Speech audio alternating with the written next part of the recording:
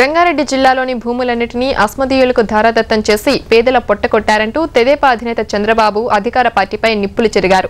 NTPC power project కోసం తీసుకున్న శంకర్పల్లి భూముల్ని తిరిగి రైతులకే అప్పగిస్తామని హామీ ఇచ్చారు. జన చైతన్య యాత్రలో భాగంగా తెదేపా అధినేత చంద్రబాబు నాయుడు రంగారెడ్డి జిల్లా చేవెళ్ల, రాజేంద్రనగర్ నియోజకవర్గాల్లో పర్యటించారు. స్థానిక సమస్యలపై ప్రజలను ఆరా తీశారు. ప్రభుత్వం చేతగానితనం వల్లే ఎన్టీపీసీ పవర్ ప్రాజెక్టు నిలిచిపోయిందని అన్నారు. దానికోసం పేదల నుంచి సేకరించిన శంకరపల్లి భూముల్ని అధికారంలోకి వస్తే తిరిగి ఇచ్చివేస్తామని హామీ ఇచ్చారు. మొయినాబాద్ ప్రాంతంలో అమలులో ఉన్న 111 జీవోను రద్దు చేస్తామని బాబు ప్రకటించారు.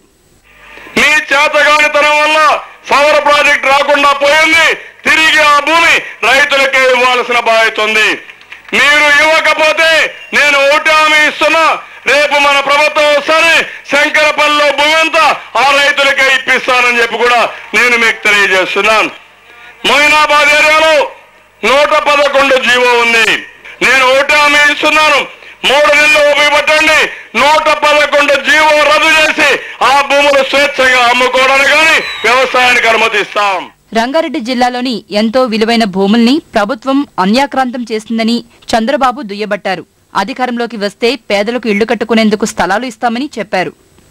ఎవరికైతే ఇంటి జాగాలు లేవో హైదరాబాద్ లో ఉండే భూమంతా కూడా పేదవాళ్ళకే దక్కాలి. మీకు ఇంటి జాగా ఇప్పిస్తాం. మీకు ఇంటి జాగా ఇప్పించిన తర్వాతే వేరే అభివృద్ధి కార్యక్రమాలు చేస్తాం తప్ప ఇంకోటి కాలని కూడా నేను మీకు తెలియజేస్తున్నాను.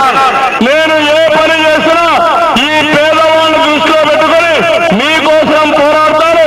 నా జీవితంలో చివరి రక్తపు పొట్టున్నంత వరకు ఈ పేదవాళ్ళ కోసమే పోరాడతాను. పాదయాత్ర ప్రారంభించి సీఎం పీఠం సాధించిన వైఎస్ చేవెళ్ల ప్రాంతానికి ఏం న్యాయం చేశారని చంద్రబాబు ప్రశ్నించారు.